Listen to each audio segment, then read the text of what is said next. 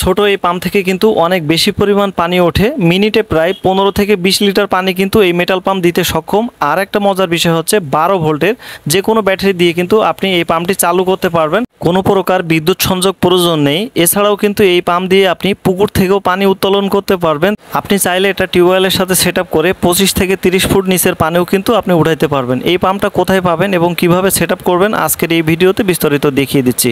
আপনি যদি আমার চ্যানেলের নতুন দর্শক হয়ে থাকেন তাহলে অবশ্যই চ্যানেলটি সাবস্ক্রাইব করে দেবেন। আপনাদের প্রথম প্রয়োজন হবে এরকম একটি 775 মোটর, যেটার দাম প্রায় 650 টাকার মতো। তারপরে একটি মেটালের এই ধরনের একটি পাম্প কিটসের প্রয়োজন হবে, এটা আপনারা অনলাইন থেকে কিনতে পারবেন। তো আমি এই সব জিনিসগুলো কিন্তু অনলাইন থেকে কিনেছি এবং এই সাথে যেগুলো পেয়েছি আপনাদেরকে সবগুলো দেখাচ্ছি। এই প্রোডাক্টগুলো কিন্তু আপনাদের এই প্যাকেজের ভিতরে থাকবে। আমার টোটাল প্যাকেজটা কিন্তু 1200 টাকার মতো পড়েছে। আপনারাও এটা অনলাইন থেকে কিনতে পারেন। এই মোটর কিভাবে আপনারা সেট আপ করবেন এবং কিভাবে এই মোটর থেকে আপনারা পানি উঠাইতে পারবেন বিস্তারিত আমি ভিডিওতে দেখিয়ে দিচ্ছি। চলেন প্রথমে আমরা এটা সেট আপ করাটা আপনাদেরকে দেখিয়ে দিই। প্রথমে আমরা পাম্পের ভিতরে ওয়াটার সিলটা লাগাবো। আর ওয়াটার সিলের কাজ হচ্ছে কোনো প্রকার পানি যেন লিকেজ হয়ে মোটরের ভিতরে প্রবেশ না করে, এই জন্য কিন্তু এই ওয়াটার সিলটা ব্যবহার করা হয়।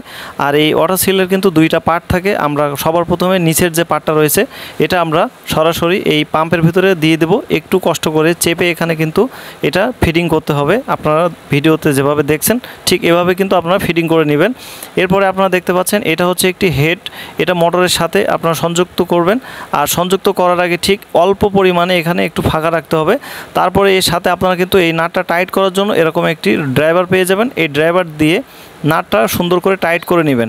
তো টাইট করা শেষ হয়ে গেলে আমাদের এখান থেকে বোল্টটা খুলে নেব এবং বোল্টটা খুলে নেওয়ার পরে আমরা এই পাম্প সেটটি ভিতরে প্রবেশ করিয়ে দিব এবং ওয়াটার সিলের যে আরেকটি প্রান্ত রয়েছে এটা কিন্তু আমরা হেডের সাথে সরাসরি সংযুক্ত করে দিব। কোনো প্রকার লিকেজ যেন এখান থেকে না হয়ে আমাদের মোটরের ভিতরে পানি প্রবেশ না করে, এজন্য কিন্তু আমাদের সুন্দরভাবে এটা ফিটিং করতে হবে। এবার আমরা এই ওয়াটার পাম্পের পাখাটি ভিতরে প্রবেশ করিয়ে দিব এবং এর সাথে যে বোল্টটি ছিল এই বোল্টটা কিন্তু আমরা সুন্দরভাবে এখানে টাইট করে আমাদেরকে লাগাতে হবে।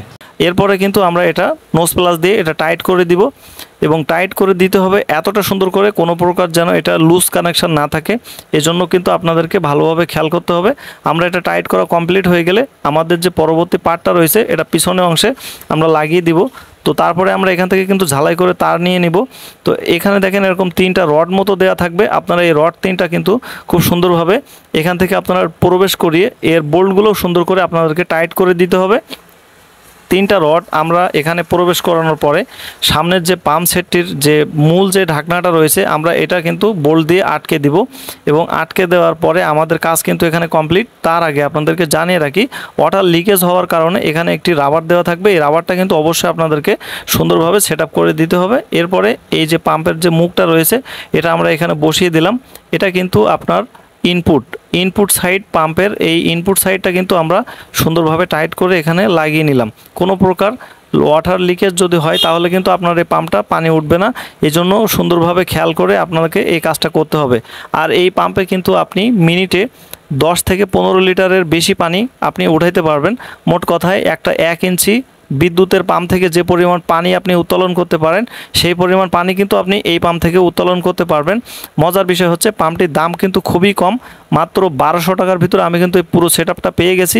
আপনারাও চাইলে অনলাইন থেকে নিতে পারেন। এটা আমি দীর্ঘদিন ধরে ব্যবহার করছি। তারপর এই পাম্প সম্পর্কে আপনাদের সামনে রিভিউ করলাম। আর এই পাম্পটা কিন্তু স্থায়ীভাবে ব্যবহার করার জন্য মোটেও ভালো না। এই পাম্পটা কিন্তু আপনি টুকিটাকি ব্যবহারের জন্য খুবই ভালো। আর এই পাম্পটা মাত্র 12 ভোল্টে আপনি চালাতে পারবেন। ভিডিওটা ভালো লাগলে একটি লাইক করে দিবেন।